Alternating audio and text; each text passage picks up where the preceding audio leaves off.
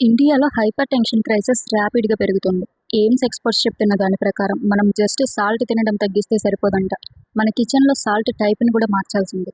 ఒక ఇండియన్ యావరేజ్గా daily 11 grams of salt తింటున్నాము. అంటే almost 3 to 4.4 grams of sodium. ఇది WHO రికమెండ్ చేసిన లిమిట్ కంటే డబుల్. దానికి తోడు మన ఫుడ్లో బ్లడ్ ప్రెషర్ని రిడ్యూస్ చేయగల పొటాషియం తక్కువగా ఉంటుంది. హై సోడియం అండ్ లో పొటాషియం కలిసి స్ట్రోక్స్ అండ్ హార్ట్ అటాక్స్కి కారణమవుతున్నాయి. మనం తీసుకునే సోడియంలో ఆల్మోస్ట్ 80% ఆఫ్ సోడియం సాల్ట్ నుండే వస్తుంది. సో ఒక్క ఇంగ్రీడియంట్ చేంజ్ చేస్తే చాలు మన హెల్త్ మేజర్గా చేంజ్ అవ్వడానికి. AIIMS New Delhi experts normal salt ప్లేస్లో లో సోడియం సాల్ట్ సబ్స్టిట్యూట్స్ని యూజ్ చేయమని రికమెండ్ చేస్తున్నారు. ఇందులో 75% ఆఫ్ సోడియం క్లోరైడ్ ఉంటే 25% ఆఫ్ పొటాషియం క్లోరైడ్ ఉంటుంది. ఈ చిన్న చేంజ్ వల్ల 14% స్ట్రోక్స్ అండ్ 12% డెత్స్ తగ్గాయని రీసెర్చ్ చెబుతుంది. ఇండియా మొత్తం ఇది ఫాలో అయితే ప్రతి ఇయర్ 14% కార్డియోవాస్కులర్ డెత్స్ని మనం ఆపొచ్చు.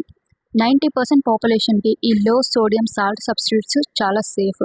కానీ అడ్వాన్స్డ్ కిడ్నీ డిసీజెస్ ఉన్న వాళ్ళు మాత్రం డాక్టర్ అడ్వైస్తోనే దీన్ని వాడాలి.